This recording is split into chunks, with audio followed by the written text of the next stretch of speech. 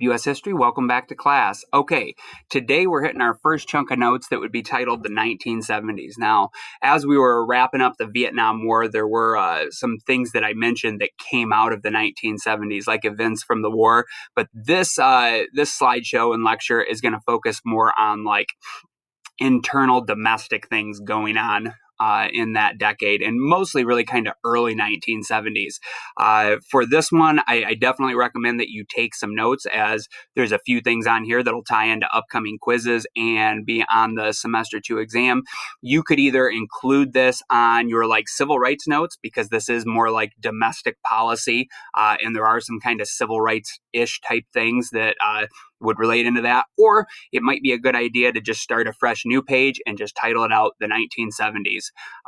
We're not going to spend a ton of time on this decade, not as much as the 60s, but definitely some notable things happen, and we want to, as we're moving through history, we're going to hit a few things from this decade. Okay, first up.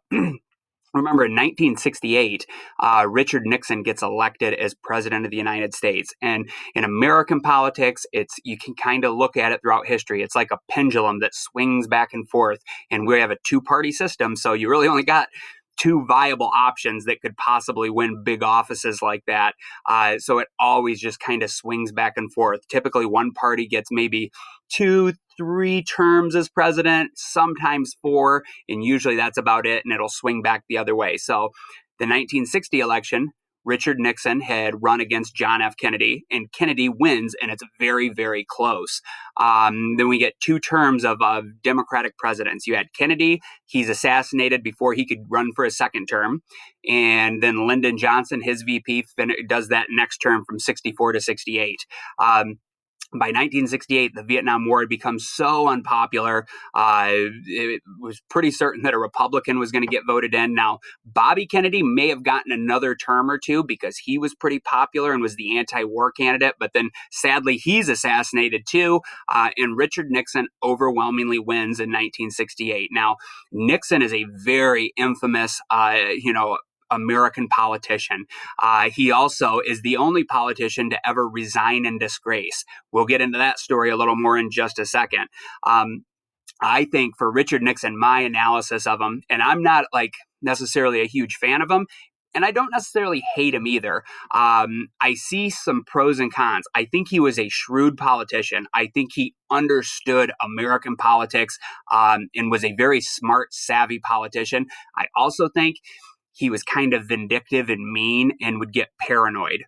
So some maybe strengths and weaknesses right there. One of the examples of him being kind of vindictive and mean and like playing political games can definitely tie into his policy on drugs. And he kind of starts up the modern day like war on drugs, if you've ever heard of that. That kind of gets going in the Nixon administration. Now, I'm also going to do another PowerPoint that goes over just kind of all of American history, the whole like time period that we've covered in this class, that'll be like a war on drugs type one, where we'll tie in some prohibition things, the history of marijuana, psychedelics in the 1960s. So I do have another one coming up that'll focus on this topic a little more, but as a sum up for you. So Nixon convenes a panel in his first term in office to look at cannabis, at marijuana, because it grew in popularity tremendously through the 1960s. Like, definitely humans have smoked marijuana for a long time, going back thousands of years. It's a natural growing plant, but it didn't catch on in like American, like as a pop culture type thing that like the average person in America knew about until the 1960s. And then all of the hippies and just that counterculture and the generation gap, that really made marijuana catch on in a big way. And now it's being consumed by a lot of the young people in the country. So this is probably rightfully so something that pops up on the radar of politicians, and it starts to become the older generation is a little bit concerned about this and wants to know more about it. Now, if you go to the 1960s, most of the people that were smoking marijuana, of course, this isn't a ironclad 100% of the time, but most of them were younger, like high school, college age, in their 20s. And typically, if you just look at stats, the people that were 40, 50, 60, 70 years old, almost none of them were using it back at that time. Nixon has the Vietnam War is going on, and he is determined to not lose the war, to find a way to come out victorious there. He also knows that by 1968, when he is elected, and then on into 69, 70, the war is increasingly becoming unpopular. And he has a lot of political pushback.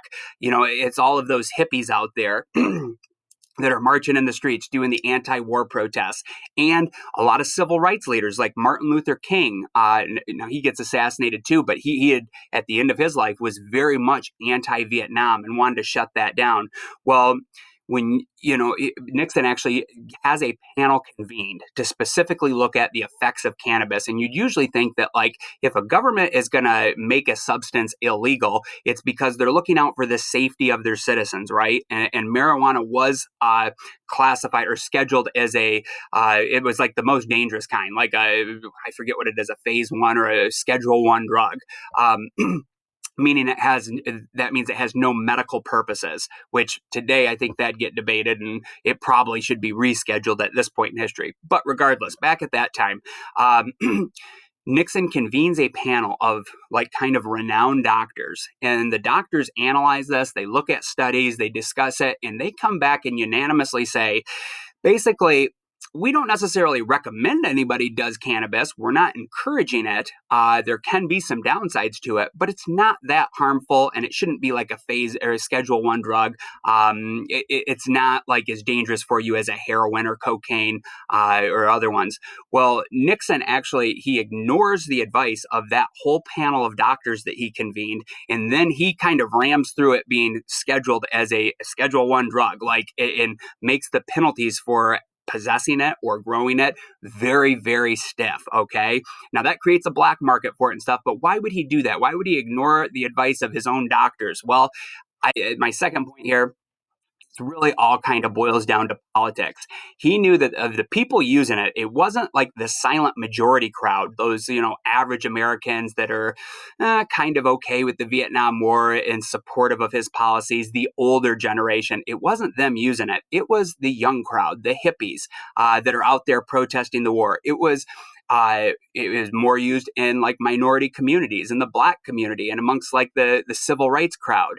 So there's two groups of people that are his political opponents. Kind of the hippies, the flower children that are out there love and peace, and then the civil rights crew that are protesting for more equality for blacks. And he realizes that if I make that, those are the groups that are more using marijuana.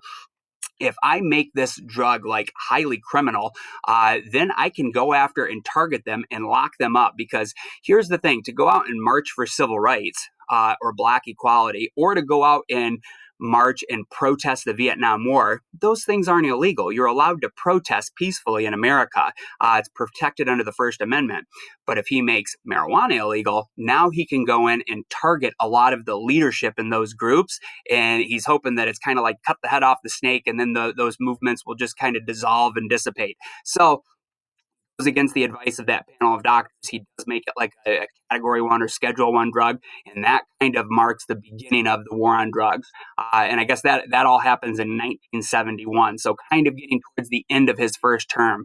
But those are the two groups that he's hoping to target with this policy. So we'll get into that more down the road.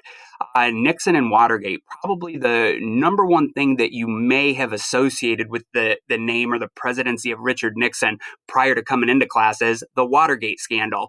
It still is, like, that term Watergate is synonymous with, like, just political scandals. Or you'll hear, like, in the last administration when they were trying to make ties to President Trump with Russian collusion, they would call it Russiagate. So now kind of there's a tradition that any kind of political scandal that gets rolled out, they'll add that gate at the end of it to compare it to Watergate. Now, what is Watergate? Where does that come from? Watergate is actually a hotel. Which I do have down there, the Watergate Hotel. That's where the term comes from. But a little lead up into that. So Nixon, like I said, is kind of a paranoid guy. A lot of times, probably needlessly so.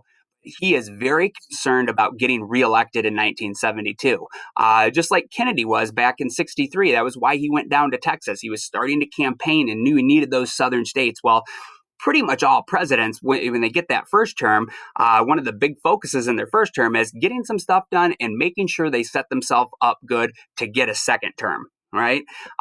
So he is very much laser beam focused on winning the 1972 election, and he's worried that there will be an October surprise. If you've never heard of that, the October surprise is like always the presidential election and congressional elections are held in November, the first Tuesday of November. So an October surprise is like basically a month or so or several weeks before the election, your political opponents might have some dirt on you, some sort of a scandal, some bad information, and they'll release it. And that's what's hitting the newspapers right leading up to election day. And man, it like screws you over right before the election. So Nixon was very, very worried and concerned that Democratic Party, because he's a Republican, had an October surprise of some sort. He doesn't know what it is, but he's worried they got some sort of dirt on him, and then that'll squash his chances for getting a second term.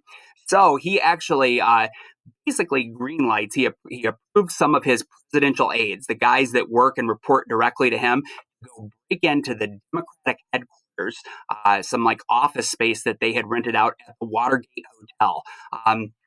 You've ever seen the movie Forrest Gump, which I hope a lot of you have. That's kind of an interesting cultural movie that spans the 50s, 60s, 70s, and on into the 80s. Anyway, there is a scene where Forrest Gump is like, he's come back from Vietnam. He's staying in D.C. He had just met the president. He's at the Watergate Hotel, and he is up in the middle of the night, kind of late, and he sees some flashlights and like across the open area in another one of the wings of the building. And he calls down to the front desk and he says, "Hey, I think some fellers lost their keys. You might want to go check on it." Now, that's not how it really played out and they got caught, but it's kind of making it seem like he ties into the whole Watergate scandal and got these guys caught. Now, the president's men that did go break into the Democratic headquarters, and they were going in, taking pictures of different documents, going through their filing cabinets. I guess they didn't really find all that much dirt on Nixon, but they do get caught and arrested. Now, here's the kicker of the whole thing. This happens leading up to the election. The scandal doesn't really break in like 1972.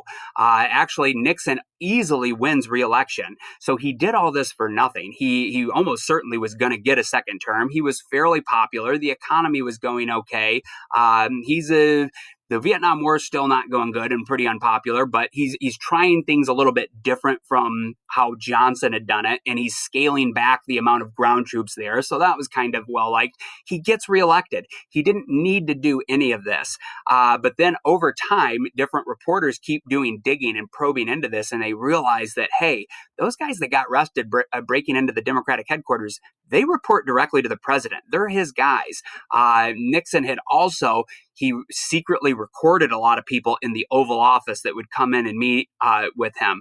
Well, long story short, this all ends up hitting the papers. It comes out, it becomes a huge scandal that the president had basically spied on his political opponents, which is illegal. You're not supposed to do that, obviously. That he had ordered his guys to go break in and do this. And then those recordings that he had done in the Oval Office get subpoenaed and released. And he says a lot of really rotten and some kind of criminal things in those tapes. Now, even people, I guess, in his own party, other Republicans, eventually, this drags on for like over a year. And it's by 1974 now, when he is in his second term, this becomes so bad and so much heat and pressure starts to build up on him that even other Republican senators come in and have a meeting with him and say, look, you got to go, that this is going to go, you're going to get impeached. It's going to go to a hearing, and there's a good chance you're going to get voted out of office, which there's 4 impeachments that have happened ever in American history. An impeachment does not mean you're kicked out. It means you're having a trial. The first one was right after the Civil War. Andrew Johnson, the guy that replaces Lincoln, he gets impeached, and he is able to stay in office by 1 vote. If 1 more vote had been against him, he would have got booted out, but he stays in and finishes his term. Nixon. Now, then the other 2, Bill Clinton got impeached, but he was pretty easily acquitted. And then Donald Trump, going for the record, he got impeached twice, but both times it didn't go anywhere because you need to have a super majority, a 2/3 majority to convict them in the Senate. Nixon is the one case that it didn't get to the point where there was actually a trial on him. They didn't have an impeachment, but it was heading that direction. And he is the one that most likely, because even people in his own party were turning against him for this, it's pretty sure, I think, a safe bet that he probably would have been voted out of office if the impeachment had got rolling. So before that can happen, he comes out and just publicly resigns, kind of in disgrace. And then Gerald Ford, who was his vice president, takes over. And he is the only president that's ever been from Michigan. He actually played football at U of M, and I think he was from the Grand Rapids area.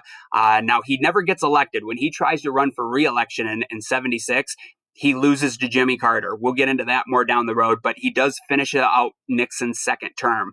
One of the first things he does when he gets sworn in as president was he pardoned Nixon. He basically let him off the hook. So, like, Nixon may have been prosecuted, potentially could have even gone to jail or something, but he gets a presidential pardon from his former vice president, Gerald Ford. And that really, I think that irked a lot of people. A lot of people wanted to see even if you're the president, the law still applies to you and you should still face consequences for your actions. And a lot of people say that Gerald Ford doesn't win his reelection in large part because he did pardon Nixon. Anyway, I would say if there's one thing you write down from this slide, the whole Watergate scandal, prior to Watergate, by and large, most Americans would trust politicians in Washington, senators, congressmen, presidents. Doesn't mean you always liked them or agreed with them, but most people, I think, had the attitude back prior to Watergate that, they're trying to do the right thing. I might disagree with them, but I respect those guys. I respect their positions. And there was more trust in government. Watergate, when it comes out that all the way at the top, the president himself had done these illegal criminal things and had been kind of shady and really paranoid and kind of mean and spiteful. Man, it's almost like a permanent break. And I don't think the country has ever recovered or gone back in the other direction. If anything, this feeling has just grown over time, where now from Watergate on through to today, overwhelmingly Americans kind of have the feeling that, man, most of those politicians in DC are crooked and I don't trust them. So kind of a big shift in the American mindset with the Watergate scandal. All right, next up, the economy. I'm not going to spend a ton of time on this, although I do see some parallels from what was happening in the 70s at this time, kind of early 70s, on through to today. The 1950s and 60s had been overall a pretty booming economy. It was good times. World War II was done. Yeah, we're getting into some other smaller scale conflicts, but overall, the American population was growing. Jobs were booming. That kind of comes to an end and peters out in the 1970s. And always, if you study economic history for America or any other country, the economy always cycles up and cycles down. So I think at this point, it was a combination of some of the policies that were going on, and our economy was just kind of due for a recession. But then bad policies can make it even worse. Now, that post World War II boom is kind of finally fading now a few decades later, because the economy was really robust right in the wake of World War II. You have an issue that pops up called stagflation. Basically, that means we have a stagnant economy, meaning the economy's not booming. It's kind of things are going slow, buying products and goods and services, and then you combine that with inflation. What is inflation? That's an economics term for you next year that Mr. Haynes will explain. But basically, inflation is your dollars are losing value and buying power. It's like the government is printing too much paper money, kind of, sort of. And when the more money that gets printed, it makes your money less valuable. And then the price of things goes up. So when we had stagflation going on, which this is kind of, it appears like, kind of concerningly, that this might be what's starting to happen right now post COVID, that we're hitting a stagflation kind of situation in our economy, because inflation is going through the roof right now with all of the big spending and more dollars being printed and more loans being taken out by the government, and the economy has kind of cooled off, and we had been booming for a while. So hopefully we're able to avert that and avoid it, but it does look like we might be repeating some of the stuff that was going on in the 1970s in the near future. So stagnant economy, inflation's going up. Basically, most average people, they might be getting small raises in their job, but people aren't getting big raises, and the value of their money, it's losing value. So the price of goods and services is going up. Your wages are staying the same. So it means you can buy less stuff. Not a good situation for average people like us. Also, tensions in the Middle East go through the roof, which kind of concerningly, that's another parallel too. Like right now, if you're following like the national news, the Middle East is starting to blow up and tensions are raising again. And there's a lot of tension between the Arab countries and Israel. Well, that had happened in the 1970s too. A lot of tensions over there, and that's where a lot of the oil from the world is produced. So gas prices go up through the roof in the 1970s. There were shortages of gas for a while where like people would literally wait in lines at gas stations to go fill up at the pump. So hopefully that doesn't hit us here again. But I do see some concerning signs that maybe some of the 1970s economic things are coming back and going to revisit us today, how history can be kind of cyclical. All right. So some new movements. Now we've spent a lot of time on the civil rights movement, like blacks fighting for equality with with whites and getting rid of segregation and discrimination, especially like the Jim Crow laws in the South. Overall, I would say Martin Luther King, along with many, many other leaders, but he was kind of probably the biggest name, had a lot of success with their peaceful protest, that civil disobedience where you're going to refuse to obey unjust, stupid laws, but then you'll do it peacefully and you will accept the consequences if you get arrested. That form, that template worked really good, and he was able to get things like the 1964 Civil Rights Act and the 1965 Voting Rights Act passed into law under Johnson's administration. And those laws basically get rid of all the Jim Crow laws and say you can't have racist laws like that anymore. So I think other groups out there that were kind of minorities or marginalized, they saw what King and the civil rights movement had done for the black community in the 60s and the successes they had in getting new legislation passed, and they try to do the same thing and follow the same templates. So you do see a lot of mostly peaceful protests through the 1970s, but now after those two laws get passed, once you get into like really kind of when Martin Luther King is assassinated and then Bobby Kennedy's assassinated a few months later, they usually mark that as the end of the civil rights movement. But some of these other movements kind of kick off. Specifically, the environmental movement, like First Earth Day is just around the corner, and people really start paying attention to the environment a lot more. The women's equality movement, where women have had the right to vote in America for a while, but now they start fighting for more equal footing with men and to get into the workplace more and get equal wages. And then the LGBT, and then I guess today we would add on the Q, but back at that time it was LGBT community. So like the gay rights movement really kind of starts up kind of in the 1970s as well. Roe versus Wade, I don't cover probably enough court cases in this class. This is one, if there's any court case you've ever heard of before, a Supreme Court decision, I would guess Roe versus Wade would be probably top of the list. This is essentially kind of like the abortion case. So this happens in the early 1970s. Essentially, to sum it up for you, prior to Roe versus Wade, every state could have whatever policy it wanted on abortion. So in some states it would be legal, but in a lot of states it was illegal and banned. When Roe versus Wade happens, and I believe this was coming out of Texas, basically a woman sued to have the right to have an abortion. In the actual case, it doesn't get decided before her pregnancy is done, so she actually does end up having the baby. But the case is still getting appealed and goes on for a several year period. Eventually, the Supreme Court hands down a very close decision. Pretty much, this is how my understanding.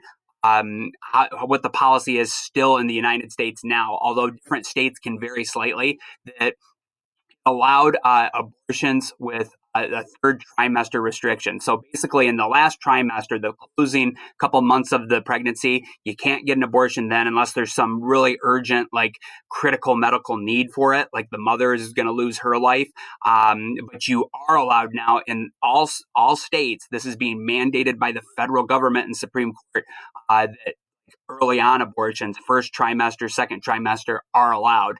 And it's been hugely controversial ever since. Even though this court case was decided back almost 50 years ago, this issue has not faded or gone away, and you still hear it heating up now. And actually, I was just hearing in the news this morning, there is a court case coming out of Mississippi, and the Supreme Court has become a little bit more conservative through the Trump administration, where he appointed 3 fairly conservative justices, and there's speculation that this court case might get revisited.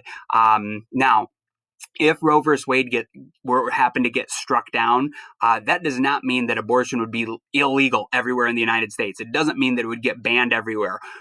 If this court case got overturned and Roe versus Wade was thrown out and they decided with a new decision, essentially what it would mean is that states would be able to make up their own policies again. So if you live in New York or California, they're going to keep things status quo and still probably allow them. But if you lived in a red state like a Mississippi or a Texas, more conservative state, most likely it would get banned. But as of right now, I don't see anything that makes me think that's going to happen.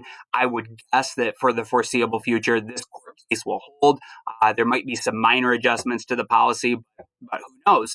We'll see how that plays out in the near future. Now, my last slide for you, nothing really to write down here, but some interesting pop culture stuff from the 1970s. We had already hit a lesson on Scooby-Doo. Some of the new cartoons coming out has a very 1970s feel and flavor to that one. The Rocky movies, the Rocky franchise started up. Star Wars at the end of the decade hits the scene and becomes, a huge pop culture phenomenon and really gets sci-fi booming a lot more. Elvis Presley, here's older Elvis in the 1970s, before he got too fat. But anyway, that's him meeting with President Nixon. Kind of a funny story there. Elvis Presley still, even though he is not maybe the top selling artist at this point, it was in the 50s was kind of his heyday. He's still epically famous and people know who he is and he's still performing. But he actually met with Richard Nixon and kind of joking around. He actually convinces Nixon to deputize him as a U.S. Marshal. And Nixon does it as kind of a jokey political scheme type thing. But funny little history tidbit for you. Elvis actually was a deputized U.S. Marshal, and I guess multiple times then after that, which he kind of wasn't supposed to do this because it was more a gimmicky for show thing. But he a couple times would pull his gun out and try to arrest people for one reason or another. Anyway, I don't think Nixon saw that coming. Okay, that's all I've got for you today. If you have any questions about any of these 1970s topics, shoot me an email or better yet, come on down and see me. Take care. Have a good afternoon.